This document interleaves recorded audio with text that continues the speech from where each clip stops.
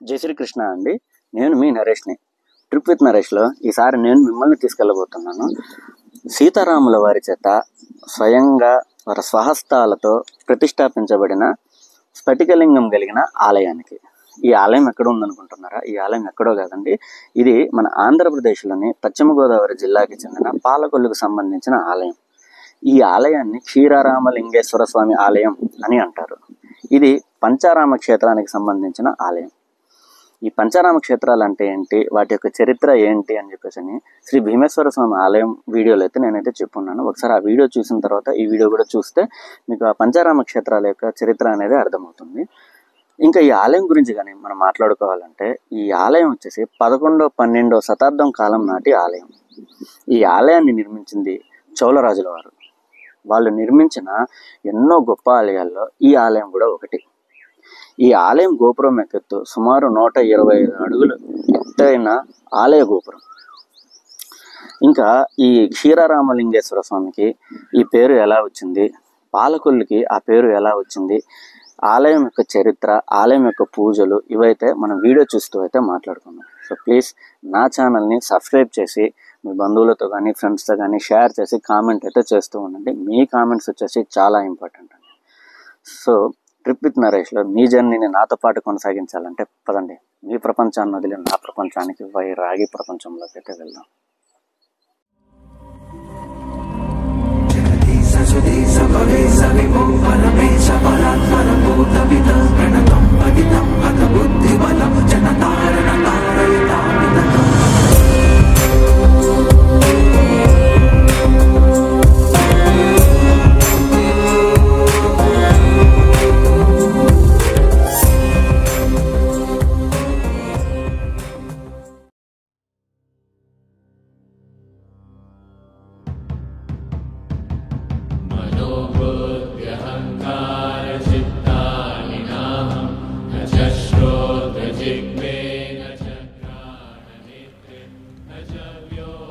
పంచారామ క్షేత్రాల్లో ఒకటైన క్షీరారామం పార్వతీ సమేతుడై శ్రీ రామలింగేశ్వరుడు వెలిసి పరమ పావనమైన పుణ్యక్షేత్రం. ఇక్కడి శివలింగం చక్కని పాల వలె తెల్లగా మెరుస్తూ భక్తులను కనువిందు చేస్తూ ఉంటుంది. శ్రీ మహావిష్ణువుచే శివలింగం ప్రతిష్ఠించబడిన ఈ పుణ్యక్షేత్రాన్ని విష్ణుమూర్తి క్షేత్రపాలకుడు. ఆదిశంకరాచార్యుల వారు ఈ క్షేత్రాన్ని దర్శించి శ్రీచక్రం ప్రతిష్టాపించారు.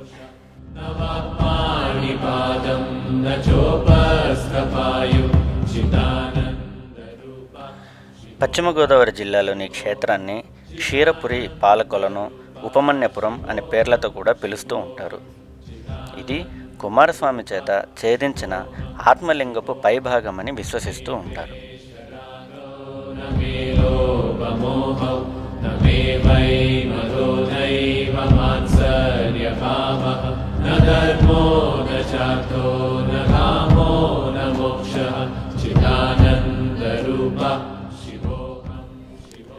స్వామివారికి ఎదురుగా ఉన్న ప్రాకార మండపంలో పార్వతీదేవి కొలువై ఉంటుంది.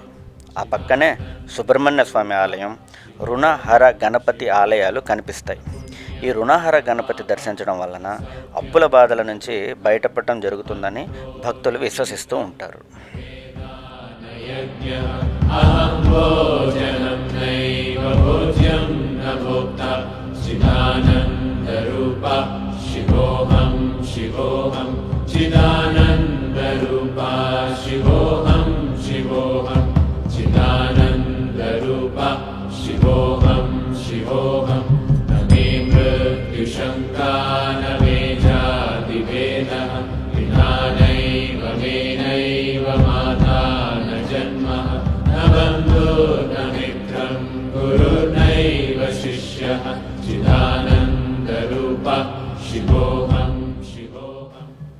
అలాగే క్షీరారామలింగేశ్వర స్వామి ఆలయం చుట్టూ ఒక మండపం అయితే ఉంటుంది.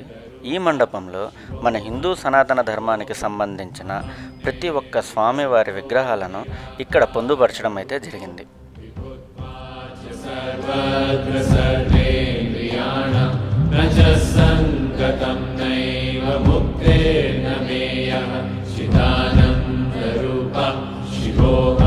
शिवोऽहं चिदानन्दरूपा शिवोऽहं शिवोऽहं चिदानन्दरूपः शिवोऽहं शिवोऽहं मनोबुद्ध्यहङ्कारचित्तानिनाहं न च ఇక్కడి రాజగోపురం 9 అంతస్తులను కలిగి 125 అడుగుల ఎత్తులో అద్భుతమైన శిల్పకళతో అలరారుతూ ఉంటుంది.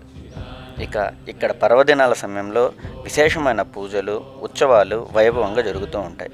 వీటిని చూడటానికి భక్తులు విశేషమైన సంఖ్యలో ఇక్కడికి తరలి వచ్చి స్వామివారిని, అమ్మవారిని దర్శించుకుంటూ ఉంటారండి.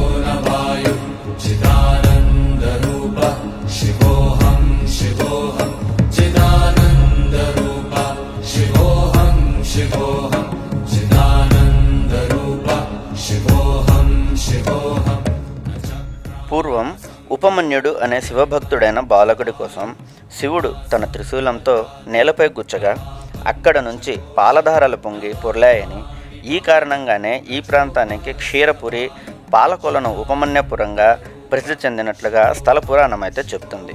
క్షీరం అంటే పాలు, ఆ పేరు మీదగానే పట్టణానికి పాలకొల్లు అనే పేరు వచ్చింది. స్థల పురాణం ప్రకారం ఒకప్పుడు శివుడు ఇక్కడ బాణం వేస్తే భూమిలో నుంచి పాలు వచ్చాయని చెప్పేసి పాలకొలను పూర్వము క్షీరపురి, ఉపమన్యపురము, పాలకొలను అని పిలిచేవారు. ప్రతిరోజు చేయబడే ఈ అభిషేకం క్షీరంతో ఈ చెరువు నిండిపోయి పాలకొలను అనే పేరున పిలువబడుతూ ఆ ప్రాంతం కూడా వర్తించి ఉండవచ్చని ఒక కథనం.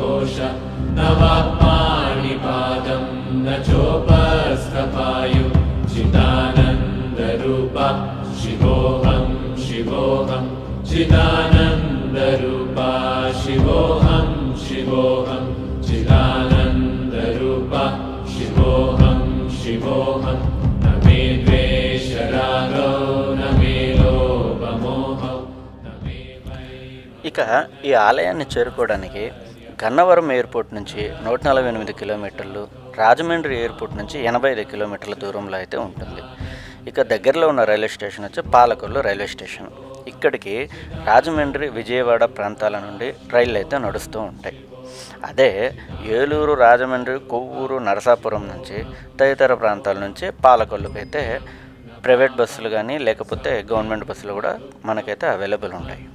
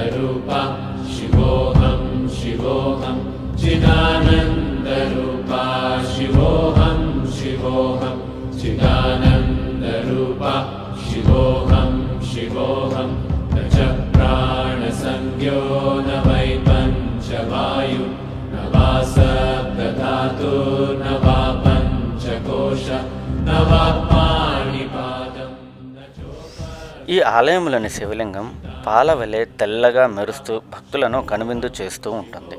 పాలు అంటే క్షీరం, క్షీర రామలింగేశ్వరం అని అంటారు.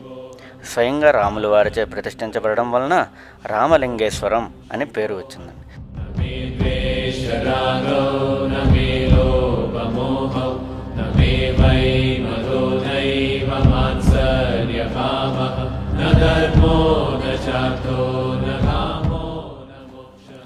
ఈ ఆలయ ప్రాంగణంలో తారకాసురుని వధించిన సుబ్రహ్మణ్యేశ్వర స్వామి ఆలయం కూడా మనం చూడొచ్చు.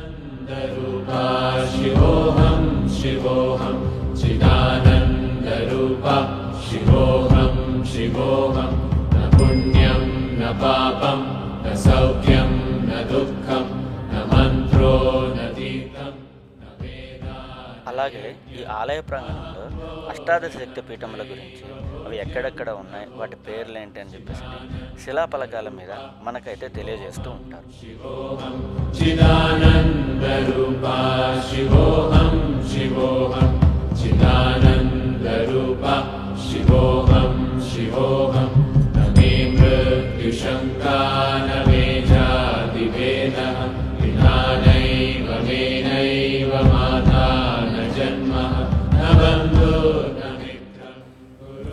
ఇప్పుడు మీరు చూస్తున్న ఆలయ గోపురాన్ని చోళరాజులతో నిర్మించబడిన 125 అడుగులు ఎత్తైన ఆలయ గోపురం. శివోహం